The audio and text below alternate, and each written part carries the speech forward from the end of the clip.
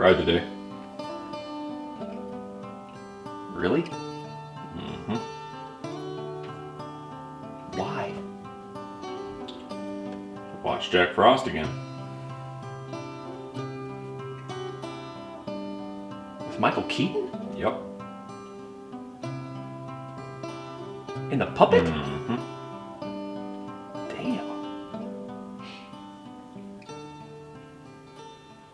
To Keaton. To keep. Woo! Video number 2, cruising right along. If you're anything like me, there's nothing better than sitting down with a nice hot cup of cocoa and touching yourself to a nice Christmas movie. Nope, with a hot cup of cocoa and treating yourself to a touching Christmas movie. Whether that's Elf, Santa Claus, Die Hard, or Miracle on 69th Street. That's not what we're here to talk about today. No, I'm talking about the unsung heroes of the Christmas movie pantheon. The good, the bad, and the ugly. And no, not the spaghetti western. No, I'm talking about the movies that are pretty good, also pretty bad. I'm talking about 90's Christmas. Jingle All the Way. A movie as ambiguous as its title. The movie that's tagline was, and I shit you not, 2 dads, 1 toy, no prisoners. Huh? Directed by Brian Levant, or Levin, doesn't matter, you already forgot, and starring Arnie Schwartz, Phil Hartman, Anakin Skywalker, and Sinbad, because 90's. Now for those of you keeping score at home, Sinbad was rounding out a home run 1996 year that included The First Kid, Homeward Bound 2, and The Cherokee Kid.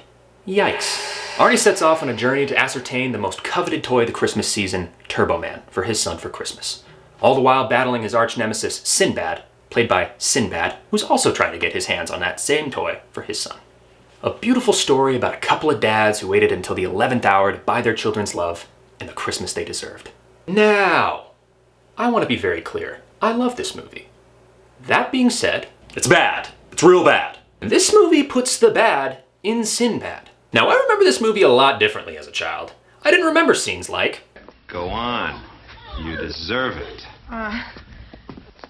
or, Hi, little girl. No, give me the ball.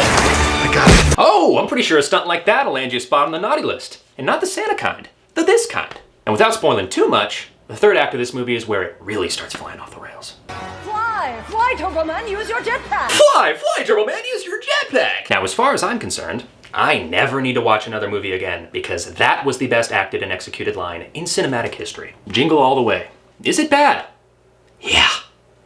But is it good? Kinda. Now, if The Governator and Sinbad wasn't enough 90's nostalgia for you, enter Jonathan Taylor Thomas. 5 feet 5 inches of A-grade 90's hunk. I'll Be Home for Christmas. Directed by Arlene Sanford, starring Jonathan Taylor Thomas. Jonathan Taylor Thomas is Jake. Fresh off the set of Seventh Heaven, Jessica Biel is Allie. And soon to be on the set of Seventh Heaven, Adam Levine. Nope. Adam Lasagna. What's his name? Adam Lavorna as Eddie. And in the spirit of buying your children's love and affection, Jake agrees to fly home for Christmas on the condition his dad gives him a 57 Porsche 356 if he can make it home in time for Christmas dinner. A car that by today's standards is $200,000. They leave that little tidbit of information out of the movie, but yeah, I feel like it's important here. And yeah, it came me home too. And everything was all simpatico until Eddie and the boys showed up. And what, they beat him up? Drugged? I mean, how was he unconscious so long? I mean, they assaulted him. They're felons, right? Anyway, after kidnapping and assaulting Jake, they leave him in the desert for dead. Thus embarking on an adventure across the country that just might teach Jake the true meaning of Christmas. The beauty of I'll Be Home for Christmas is that it's forever solidified in 1998. It could never be remade today. And if it was, it'd be 30 seconds long and probably look like this. Oh. Oh.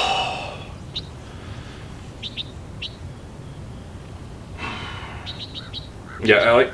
Yeah, it's Jake. No, I'm gonna be late. Yeah, Eddie and the boys. No, kidnapped me and left me for dead in the desert. Yeah.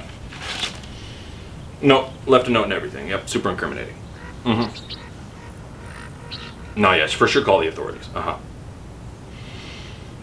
No, you don't need to come get me. I'll go ahead and take an Uber. Alright. See you in New York. Oh. And that's why I love it. In 1998, a movie like this could have been made for $30 million, not make half that in the box office, and still be heralded enough for us to make videos about it 20 years later. Moving on, our third and final movie starts like so many great Christmas movies before it. An unlucky father who meets his untimely demise in a tragic car accident, only to return to haunt his son as an anthropomorphic snowman. Some would say, a tale as old as time.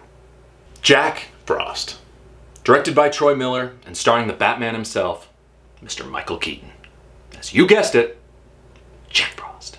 Now, if you think that 25 minutes in, I didn't have to pause it to cry at a scene of a child building a snowman while Fleetwood Mac's Landslide played in the background, you couldn't be further from the point. Or points, like Rory's haircut, played by Taylor Hanley, aka the bully my inner child sees in his nightmares when he sleeps. I mean, seriously, this kid is the quintessential 90s bully. Chains, check. Spiky hair, ya betcha. Goggles for some reason. Also, big fan of your work as the frontman of Sum 41.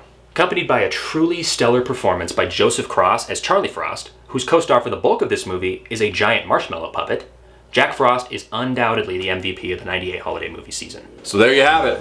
3 Christmas movies to watch this holiday season if you like the 90s, or if you just got a 5-hour layover on your way home for Christmas. Now, we can't promise you'll laugh, and we can't promise you'll cry, but what we do know is that these movies will live on in the holiday movieverse for years to come.